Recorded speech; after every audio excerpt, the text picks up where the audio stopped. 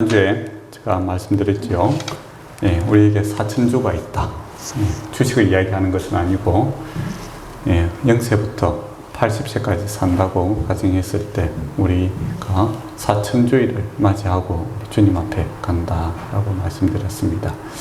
80세까지 산다라고 하면 좀 많이 남았다 싶은 생각이 드는데 사천주의라고 하니까 참 별로 그렇게 멀지 않았다 싶은 생각도 들고, 또 한 주 한 주 우리가 살아가는 이 한 주가 얼마나 또 귀한가라는 생각을 하게 됩니다. 여러분이 이 주일 주님 앞에 나와 있으므로 우리가 사천주가 끝나는 그 시간에 내가 영원한 주님 품에 천국에 들어갈 것을 확신하는 믿음의 고백이 될 것이고, 또 내가 오늘 이 주일을 지킴으로써 내가 주님 안에 있는 자다 라는 것이죠. 구원받음으로써 주님 안에서 안식을 누리고 있다라는 것을 또 고백하는 그런 고백이 되는 것이고, 또 나 혼자 이렇게 살아가는 것이 아니라 주님과 함께 살아간다라는 것을 또 고백하는 겁니다. 그래서 예수 믿는 사람이 뭐냐라고 했을 때, 그들의 정체성은 뭐냐라고 했을 때 하나님과 함께 살아가는 사람들이다 라는 겁니다. 예수님께서 왜 십자가 지셨는가라고 했을 때 우리와 함께 하기 위해서 십자가 지시는 거죠.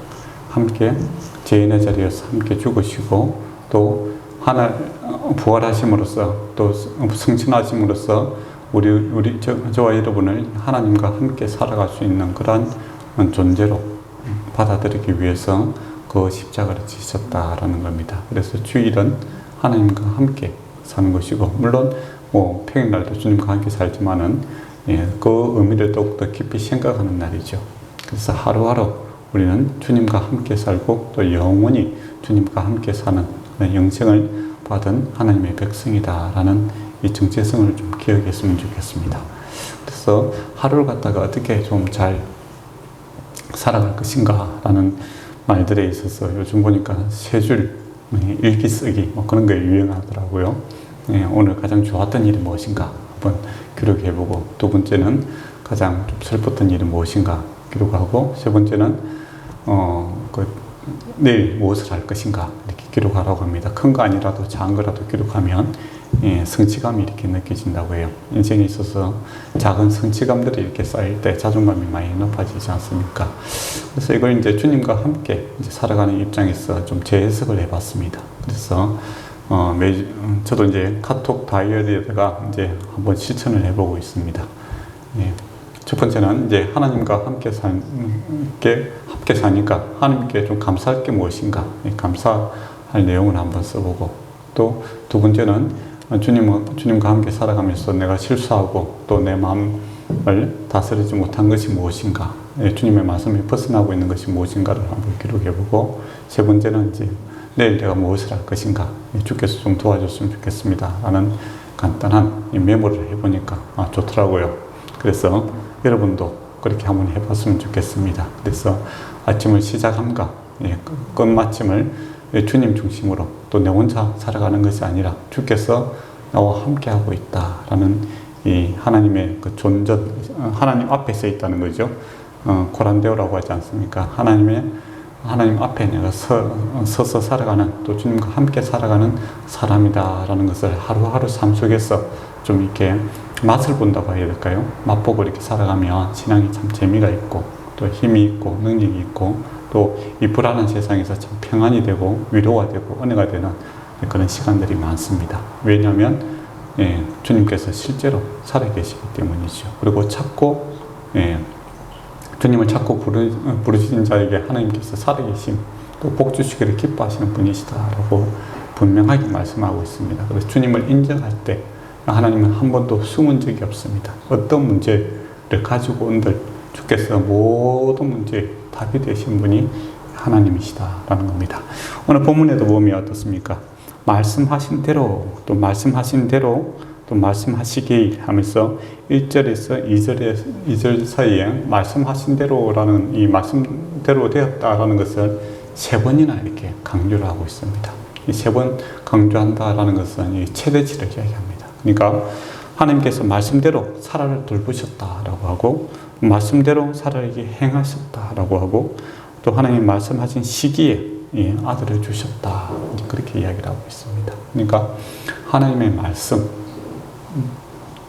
이거 신실하다라는 겁니다. 반드시 하나님의 때에 성취하고 이루어 주신다라는 겁니다.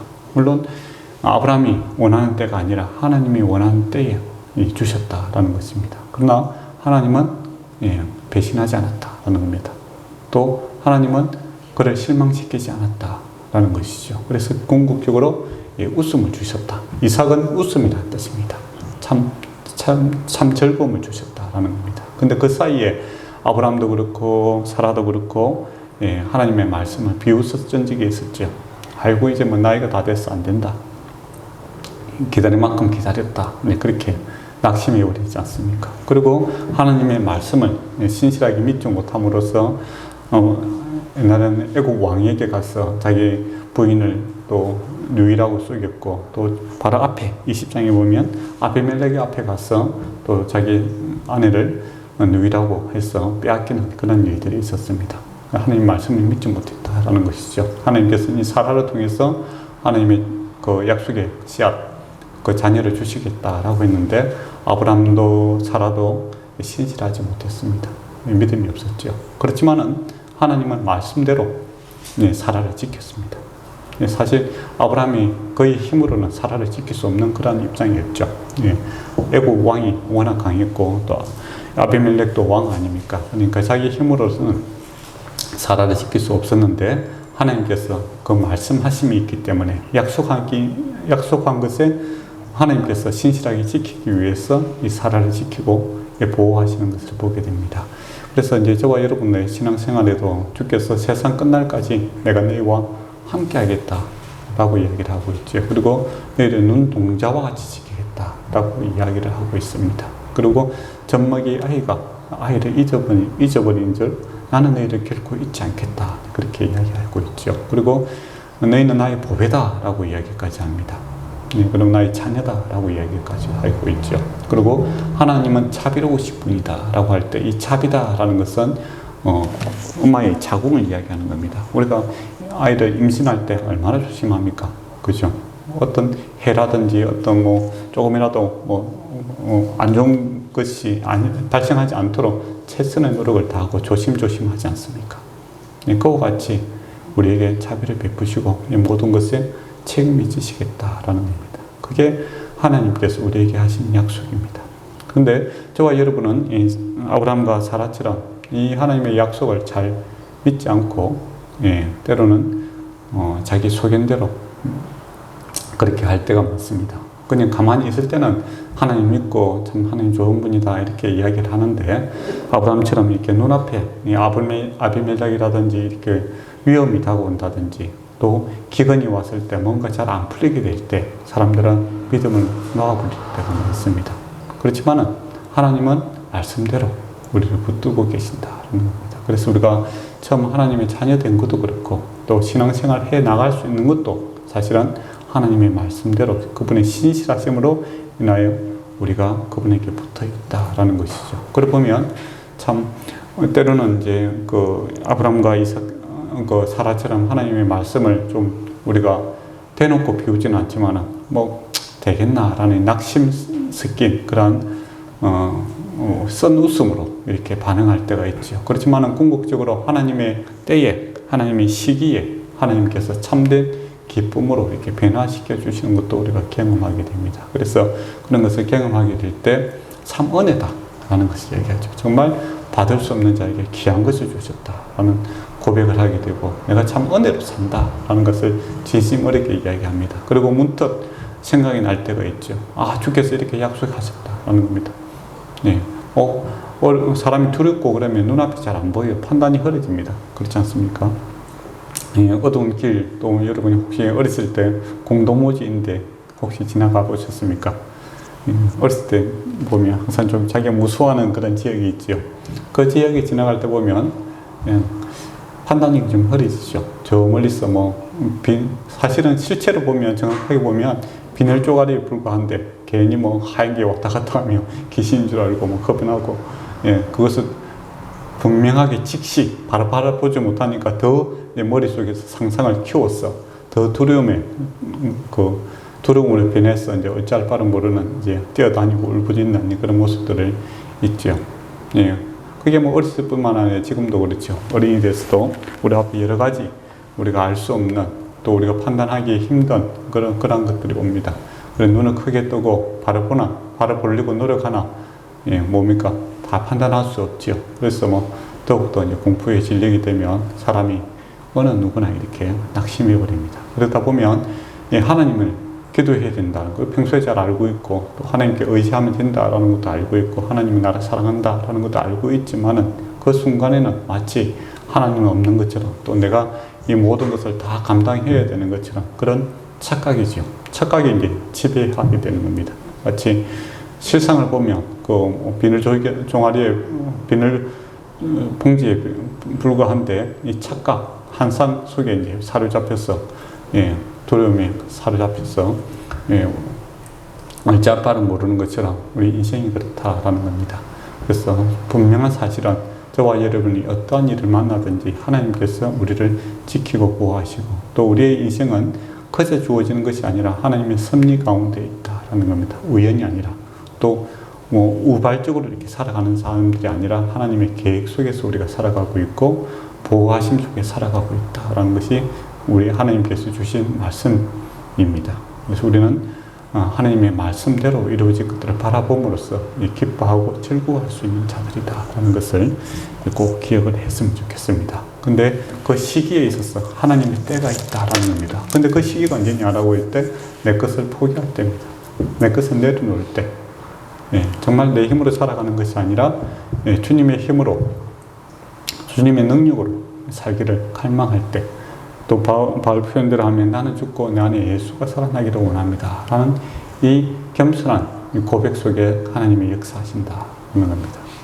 그래서 십자가와 부활의 능력이다라는 것은 한번 옛날에 뭐 있었던 일이 아니라 우리가 어떻게 보면 매일 삶 속에서 하나님을 경험할 수 있는 가장 좋은 방법은 내가 죽고 내 안에 예수 그리스도가 살아나기를 원합니다 라는 이 고백입니다. 그리고 나에게 주어진 일들에 있어서 내가 할래요 가 아니라 주께서 일해 주시기를 기뻐합니다 라고 주님 앞에 내어놓을 수 있는 이 겸손한 기도 속에서 하나님의 능력을 경험할 수 있고 하나님의 함께 하심과 위로하심을 우리가 경험할 수 있다는 것이죠.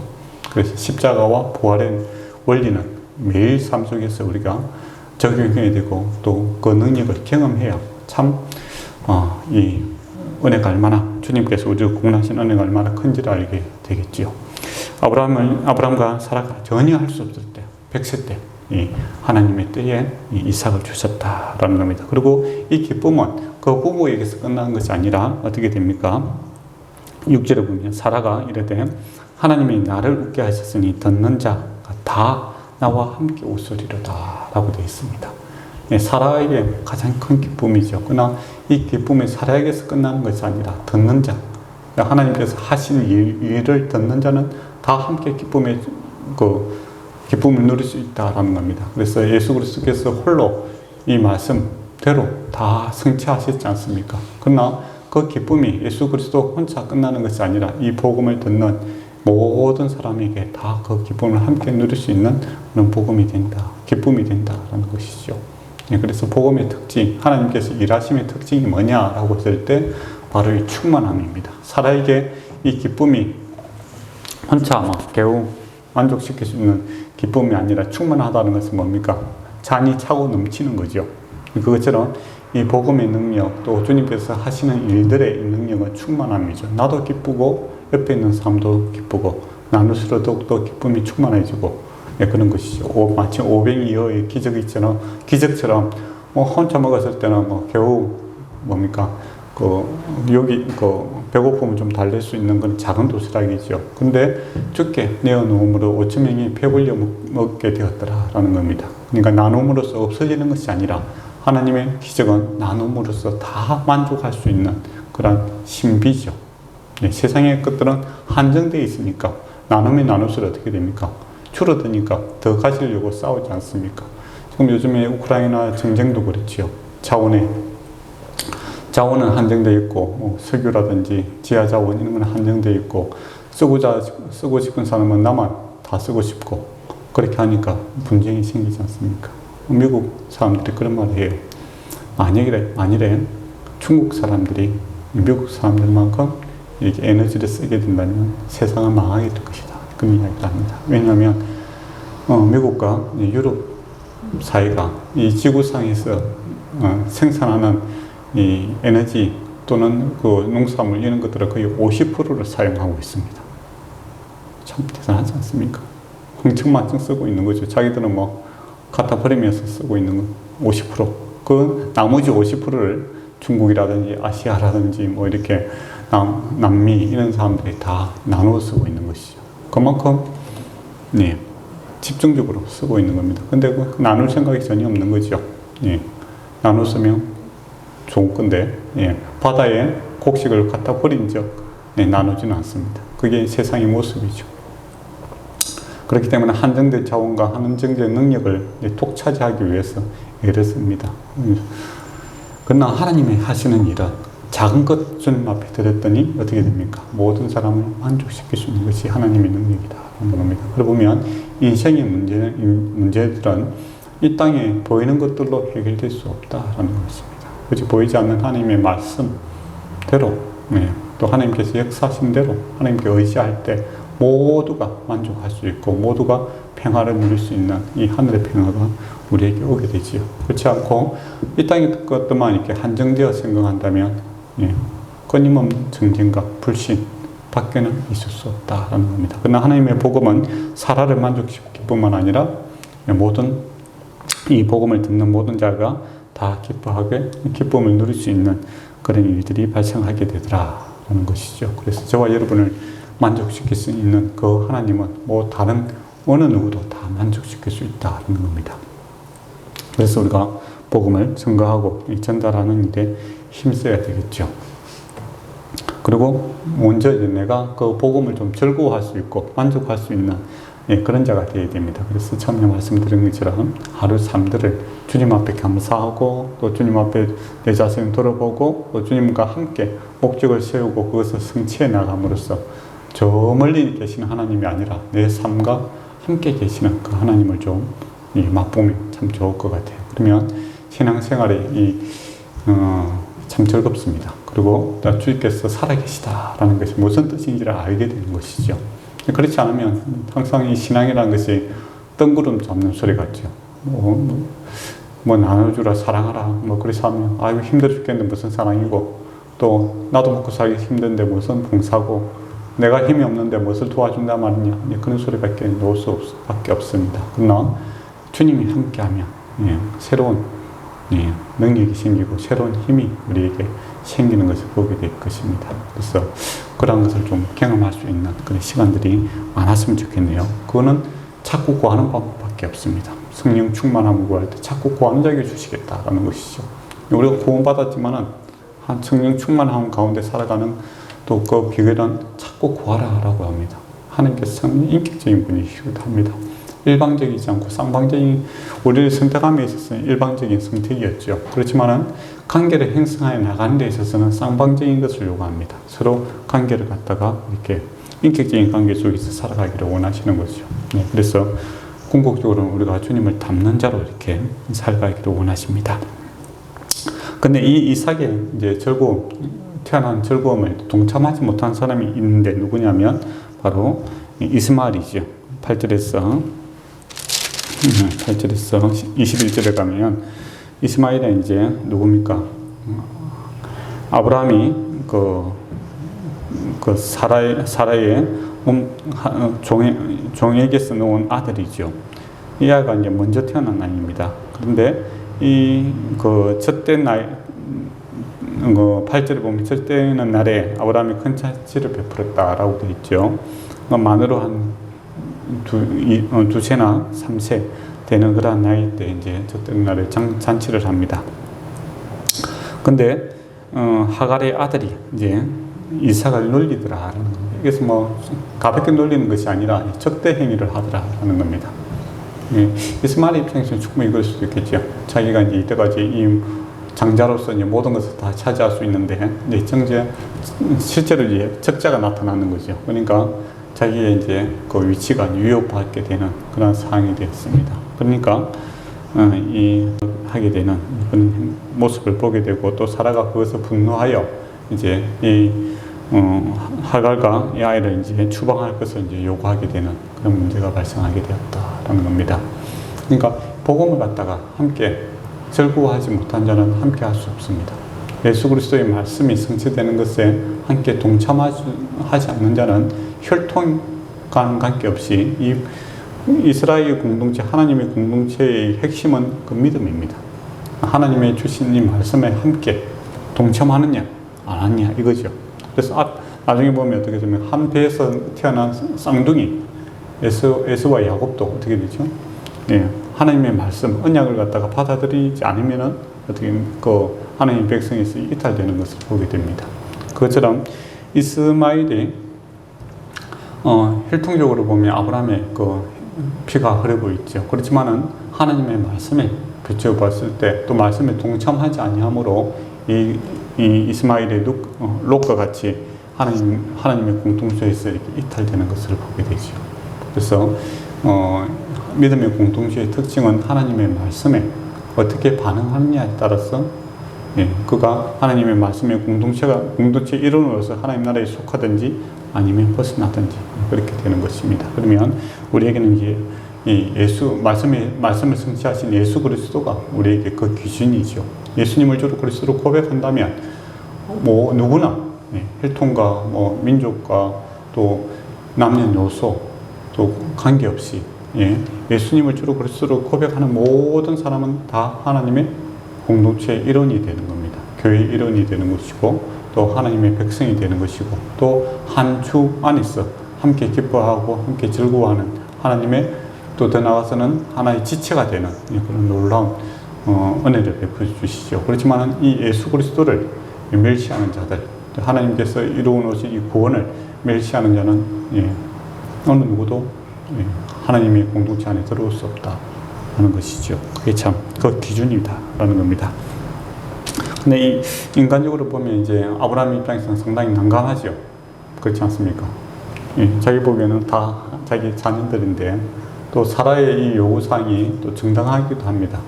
그래서 이제 그 난감한 문제를 갖다가 어떻게 합니까? 하나님께서도 해결해 주시는 것을 보게 되죠. 사실은 이스마엘은 이렇게 태어나지 말아야 될 사람이었는데 아브라함과 사라의 그 욕심, 하나님 말씀에 벗어난 행위로 태어난 결과물이죠. 근데 이 결과물을 갖다가 자기들이 해결하지 못합니다. 문제거리가 되어버리죠. 그런데 이 문제거리, 이 고민거리를 하나님께서 또 해결해 주시는 것을 보게 됩니다. 그래서 이 아이를 내보내는데 그와 같이 이제 아버지로서 이 아이가 어떻게 양육하는 게 가장 큰 문제 아니겠습니까? 근데 이 문제에 대해서 하나님께서 해결해 줍니다. 큰 민족을 이제 이렇게 해 주시겠다. 이제 그렇게 이야기를 하고 있죠. 그렇게 해서 그 말씀대로 이제 이스마엘이 나중에 큰 민족이 됩니다. 많은 민족이 되고 그가 이제 살아가는 힘을 이제 되죠. 근데 주지 않는 게 딱 하나 있어요. 이삭에게 주었는데 이스마엘에게 주지 않는 것이 뭐냐 하면 땅입니다. 그러니까 이 땅에서 이스마엘의 그 자손들이 아랍 족속들이 지금도 엄청나게 살고 있지 않습니까? 그런 것은 성취가 되겠어요. 그런데 땅은 주시지 않는다라는 겁니다.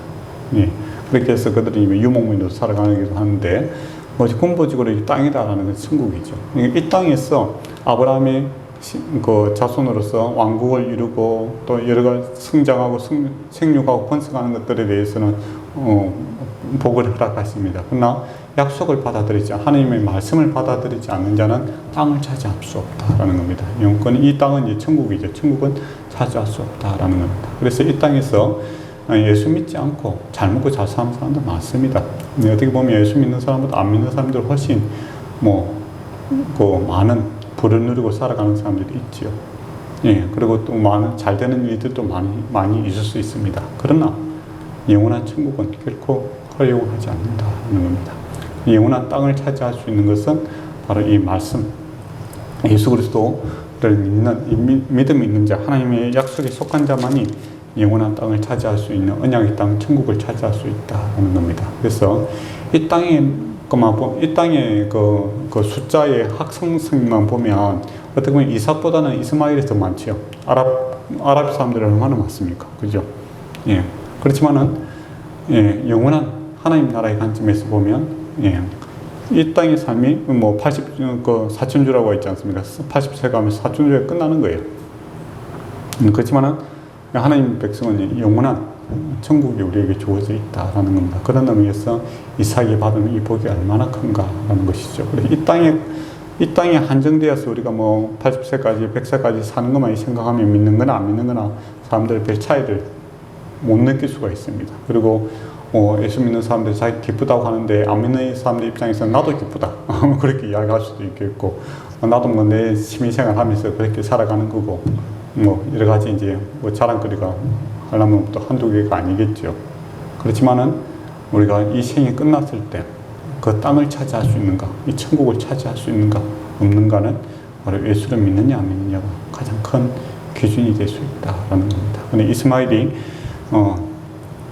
그 기도할 때 하나님께서 들어주십니다.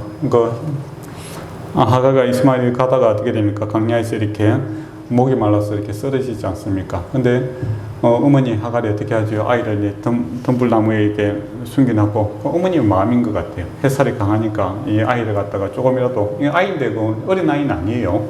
17세 넘어갔으니까, 그죠? 한 20세 되는 아이니까. 그래도 부모 입장에서는 항상 아이죠. 그래서 덤불 밑에 이렇게 주고, 이 하갈이 좀 지혜로운 것 같아요. 아이 앞에서 이렇게, 자녀 앞에서 이렇게 우는 것보다는 핫살 한 번 날아가는 거리 뭐 50m 정도, 70m 떨어진 거리에서 울고 있죠. 예, 그때 하나님 천사가 나타나서 이 문제를 해결해 주는데, 이 하갈이 기도했는데 그 천사가 뭐라고 합니까? 이 아이의 17절에 보면 그 아이의 소리를 들었으므로 내가 반응한다 이렇게 이야기를 하고 있는 거예요. 그러니까 이 이스마엘에게 주신 하나님의 약속의 말씀이 있지 않습니까? 그 말씀에 근거해서 이렇게 또 역사하고 있는 것을 보게 됩니다. 그러니까 하나님께서 이렇게 들으시고 반응하는 것은 항상 이 말씀의 약속에 근거해서 이렇게 하는 거죠. 지금 하나님의 공동체 안에 들어있지는 않지만은 아브라함에게 하신 약속을 있기 때문에 이 이스마엘이 등불소위에서 어떻게 보면 기도하지 못하고 쓰러져 있는 그 신음소리를 들으시고 반응해 주시는 것을 보게 됩니다. 그렇다면 저와 여러분이 기도할 때 늘 말씀드리는 거, 하나님의 말씀에 근거해서 좀 기도하시라 이렇게 이야기를 하지 않습니까? 그러니까 어떤 사람들은 뭐 무상이라든지 그런 사람 찾아갈 때는 뭐 근거가 없지요. 내가 원하는 거 이렇게 복비라고 합니까? 복비를 주고 기브 앤 테이크가 되는, 이제 거래가 되는 형태가 이루어지는 겁니다. 그게 뭐 윤리 도덕적으로 옳고 그름의 관계는 전혀 없고, 얼마나 간절함이 이제 문제가 되는 거죠.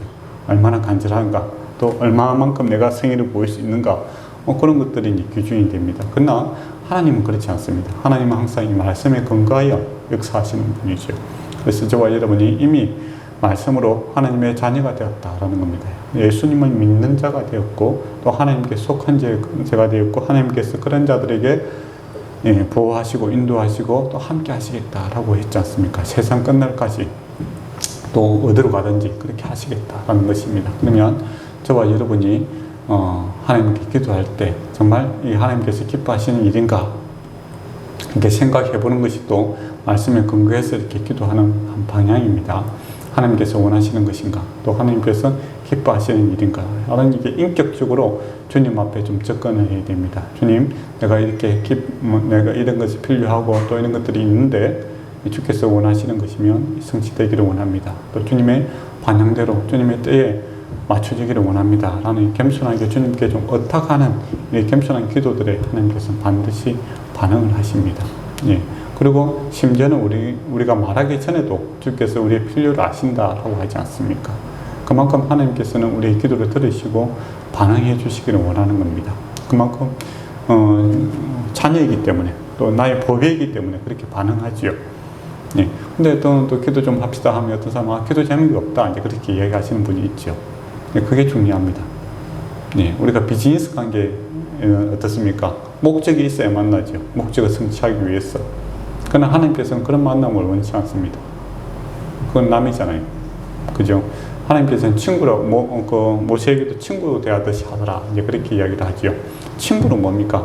목적이 없어도 만나는 겁니다. 근데 목적이, 친구를 만나게 되면 어떻게 됩니까? 새로운 목적이 생기게 되죠.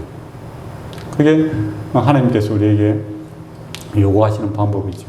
회막에서 모세가 하나님을 찾은 것처럼 저와 여러분이 목적 없이 주님을 찾고 만나게 되면 새로운 하나님의 목적이, 거룩한 목적이 우리에게, 인생의 목적들이 우리에게 생기게 되는 겁니다. 예, 그게 또 가족이잖아요. 가족은 목적 없이 만나도 가족이지 않습니까? 가족 관계, 또 친구 관계도 어떤 사람은 꼭 목적이 있어야 만난다면 얼마나 부담스럽습니까? 그렇잖아요.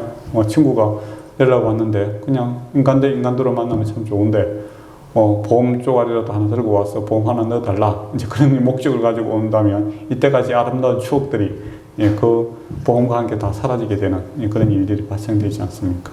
예, 목적인 하나님 앞에 우리가 너무 이제 그런 식으로 갈 때가 많다라는 겁니다. 꼭 내한테 내가 당장 급하고 해야만 기도하고 그런 식으로 할 때가 많았다라는 것이죠. 그게 아니라 친구처럼, 또 가족처럼, 아버지처럼, 아버지처럼, 예, 주님을 만나게 되면 새로운 목적과 비전이 생기게 되고 또 그분을 닮아가는 일들이 있다라는 겁니다. 그게 우리가 주님을 찾아야 되는 이유다라는 것이죠. 네, 말씀을 정리하도록 하겠습니다. 저와 여러분의 삶들이, 예, 주님의 말씀대로 되기를 원합니다. 그것이 참 기쁜 일이고, 또 말씀을 예수님께서 다 성취하고 이루어졌습니다. 그렇기 때문에 우리가, 저와 여러분이 예수 안에 있다는 것, 이건 늘 기억하시고, 또 예수 안에 있다라는 것은 예수님과 함께 사는 겁니다. 함께 산다는 것은 뭡니까? 늘 함께 동행을 하는 것이죠. 그러다 보면, 예, 새로운 거룩한 목적이 생기고 힘이 생기고 능력이 주시고 위로가 되는 그런 하나님이 살아계심을 저와 여러분이 좀 맛보시기를 원합니다. 그러면 그로 인하여 우리 안에 주님이 주시는 기쁨이 충만해짐으로, 예, 이 기쁨을 듣고 함께 공유할 수 있는, 복음이 증거됨으로써 함께 기뻐할 수 있는 그러한 일들이 많아지기를 축원합니다. 기도하도록 하겠습니다. 아버지 하나님, 참 주님의 뜻대로 살기를 원하고 또 주님과 함께 살기를 원하며 주님의 것을 찾고 구하는 자 되기를 원합니다. 그러나요 주님께서 이루어놓으신 놀라운 천국이 우리 안에 역사하기를 원합니다. 또 성령 충만함을 허락하여 주심으로 나는 없고 내 안에 예수 그리스도가 온전히 나타나게 하여 주심으로 주님께 영광이 되게 하시고 우리에게는 기쁨과 평화가 능력이 넘치는 그러한 삶 살아가게 하여 주시옵소서. 예수님 이름으로 기도드리옵나이다. 아멘.